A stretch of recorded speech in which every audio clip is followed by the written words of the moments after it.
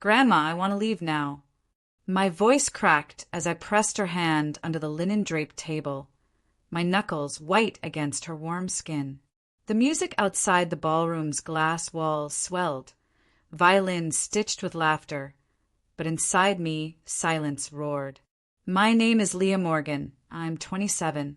And tell me, what do you do when the people who once called you family invite you only to humiliate you again?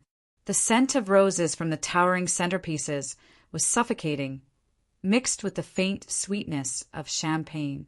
I hadn't even wanted to come. My brother's second wedding, another display of money we supposedly never had when I needed help paying for school. Yet here they were, celebrating as though betrayal was a family heirloom to be polished and paraded. Grandma's wrinkled face leaned toward mine, her eyes searching. "Leah, what is it?" she whispered. My lips barely moved. "Haven't you looked under the table?" Her brow furrowed. Slowly, as if fearing the truth, she tilted her gaze downward. The white silk cloth hid most of the polished oak, but what peeked out was enough. A pair of red bottom heels, far too familiar, tangled with my brother's polished black shoes. Hidden in plain sight, a secret rendezvous beneath vows of loyalty. Heat rose to my cheeks. Every nerve inside me wanted to scream, to rip the veil of celebration apart. Instead, I sat frozen, tracing the embroidery of my napkin, pretending to adjust my fork, pretending I wasn't breaking. Grandma's sharp inhale told me she saw it too. The betrayal wasn't just his, it was the family's silence, their laughter stitched with complicity. And in that moment, with chandeliers glittering like false stars above us, I realized sometimes destruction doesn't arrive with thunder. It waits quietly hidden beneath the tablecloth. Grandma's hand trembled inside mine, her fingers tightening as though she feared I'd stand up and shatter the entire hall with the truth. Her voice, low and steady, brushed against my ear. "Not here, Leah. Not like this." But how? How could I sit still while my brother, dressed in a suit of arrogance, laughed with his new bride on the stage, all while his foot tapped rhythm with the wrong woman's beneath our table? I swallowed hard. My reflection in the crystal glass of water stared back at me, pale, furious, unrecognizable. I'd once believed weddings were about love, unity, promise. Now it felt like theater. And I was cast as the silent extra in a story I never agreed to. The music shifted. Applause erupted as the couple prepared for their first dance. Everyone rose, leaving Grandma and me in the sudden shadow of the table's secret. Her eyes, watery but sharp, stayed fixed on me. You can't save him from his own choices, but you can save yourself from theirs. Her words cut deeper than the betrayal itself, because I knew she was right. I couldn't drag him away, couldn't point at the shoes and shout, "See what he is!" They'd twist it, make me the villain, say I ruined his night. That was always the script in this family. My silence fed their comfort. The bride's gown shimmered under the lights as she spun, blissfully unaware of what lurked just beneath her own table. I pressed my palms flat against the cloth, feeling the faint movement of shoes knocking together, an unholy rhythm to match the music. And for the first time, instead of shame, I felt clarity settle in my chest. This wasn't my wedding to ruin. It was their house of glass, waiting for a single stone. The chandeliers above scattered fractured light across the polished floor, every flicker reflecting a truth I wished I could unsee. Grandma still clutched my hand, her grip both anchor and warning. "Keep your eyes forward, Leah," she murmured, lips hardly moving. "They'll notice." But I couldn't stop glancing down. Those shoes, the secret dance beneath the table, subtle, practiced. Not the fumbling of strangers, but the choreography of long familiarity. I bit the inside of my cheek until iron filled my mouth. I thought back to years ago when I begged for help with my rent, when my brother smirked and told me I should learn to stand on my own. Now here he was, leaning on shadows, hiding behind white linen, while the world clapped for his honesty in vows he never meant. The DJ's voice cracked through the speakers. "Let's hear it for the happy couple." Guests cheered, raising glasses. My mother's laughter cut through the noise, sharp, proud, as if she'd birthed perfection. Did she know? Did she see? Or was ignorance just easier when your golden child could do no wrong? Grandma exhaled sharply, a sound like defeat. This family, always burying their sins under silk and ceremony. Her words threaded into me, stitching clarity where shame once lived. For years, I thought silence protected me from being painted the bitter one. But sitting there with betrayal literally under my feet, I understood. My silence only protected them. The music swelled again, a waltz graceful and hollow. I lifted my glass, not to toast, but to mask the tremor in my hand. And in that stillness an idea, sharp, dangerous yet calm, began to take root. The wedding wasn't mine to destroy, but the truth, it had ways of unveiling itself. The waltz wound down, applause echoing against marble columns as the bride and groom leaned into their perfect pose. Cameras flashed. My brother's smile gleamed, wide and rehearsed, the kind that erases shadows. But I knew what lived in the dark beneath the table. Grandma's voice was quiet but steady. "Leah, listen. You don't need to be the one to tear the veil. Let their own weight do it." I nodded, though my heart pounded like a drumline beneath my ribs. The silk napkin slipped from my lap, a convenient excuse to lower my gaze again. The shoes hadn't moved. Hers, the scarlet heels, flexed, toes brushing his polished leather. A game, as if vows were nothing but stage lines. I sat back up slowly, letting my eyes travel across the guests. My mother raised her phone, recording her son's speech with pride swelling in her smile. She caught my eye briefly, her look said behave. Always, it was my duty. Stay silent, keep the picture perfect. My throat tightened, but my voice came out measured. "Grandma, do you remember the scarf you gave me? The blue one with silver threads." Her brow furrowed. "Yes. Why?" "Because I think tonight is when I need it most." The scarf, my quiet symbol, had always reminded me that threads can bind or reveal. And I suddenly knew how I would use it. The best revenge wasn't chaos. It was exposure through elegance. A moment where the truth unraveled itself without me lifting more than a single thread. As my brother raised his glass for a toast, I felt my resolve settle, calm as stone. My family thought I was weak. They had no idea how silence can sharpen into a blade. The toast began.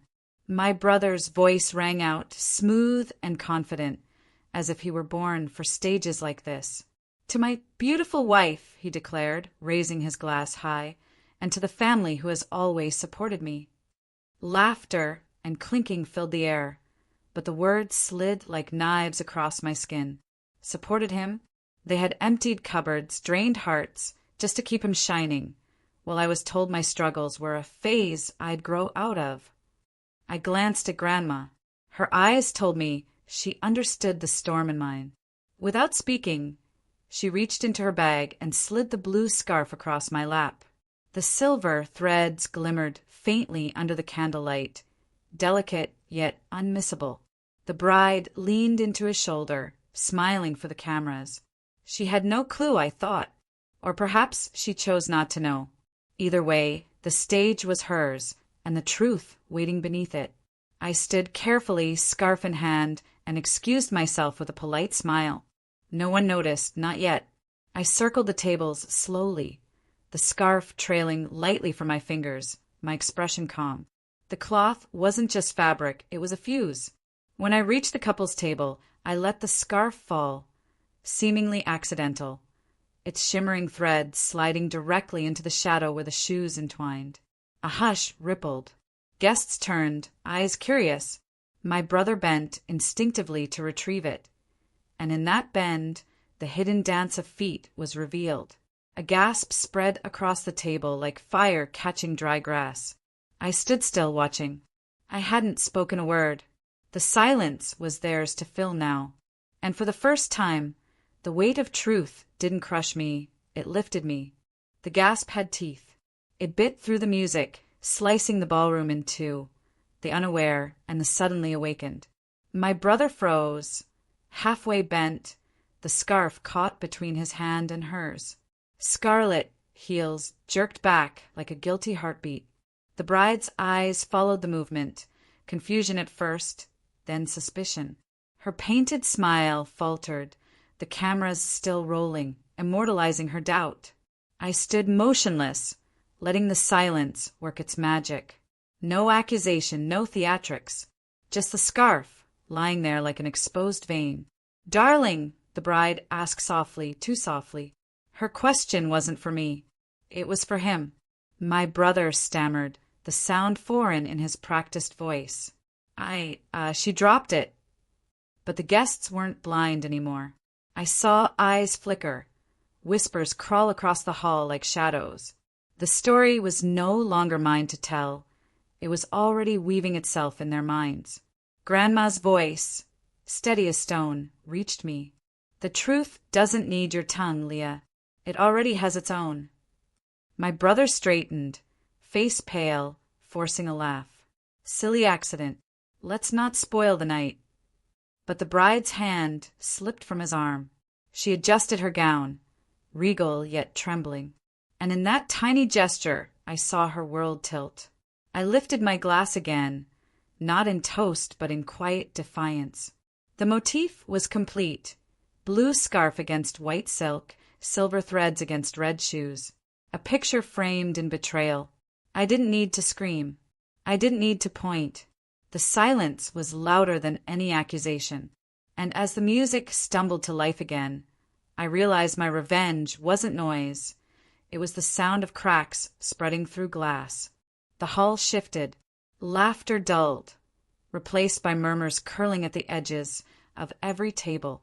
The bride's hand, once proudly laced through my brother's, now hovered an inch away, as if distance might shield her from the infection of his truth. He forced a smile, one too wide, too brittle. "Let's move on, shall we? Tonight is about love." His voice cracked on the word love, and it echoed longer than the music dared. Grandma sipped her tea, calm as though she had been waiting decades for this moment. Her eyes, soft but fierce, flicked toward me. No words, just a nod, the kind that says it's done.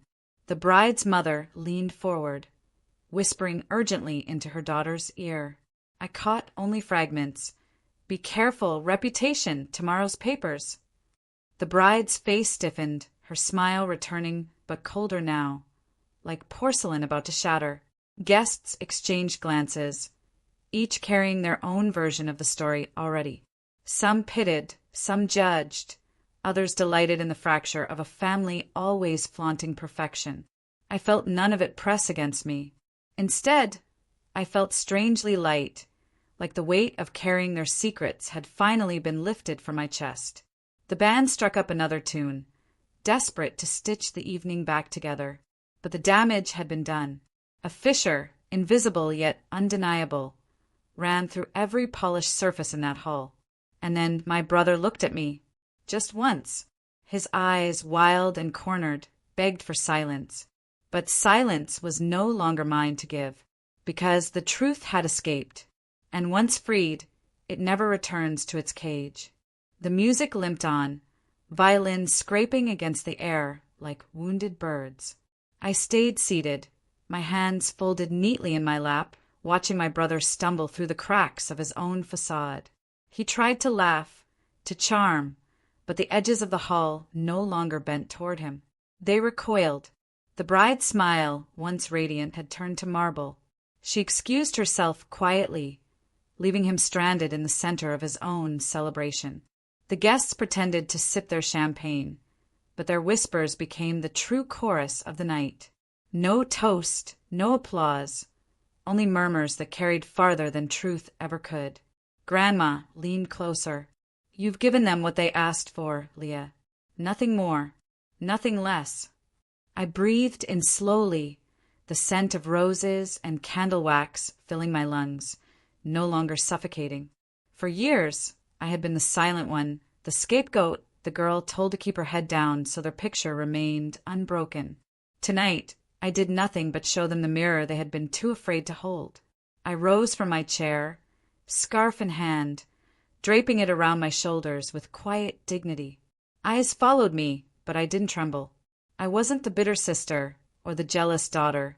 I was simply the witness who refused to close her eyes. As I walked toward the door, Grandma's step steady beside mine, I felt the weight fall away. I hadn't shouted. I hadn't raged. I had only let the truth speak. And in that silence, justice was louder than thunder. Outside, the night air was cool, cleansing. I lifted my face to it, free at last. They thought silence was weakness. But silence is where I learned to sharpen my strength.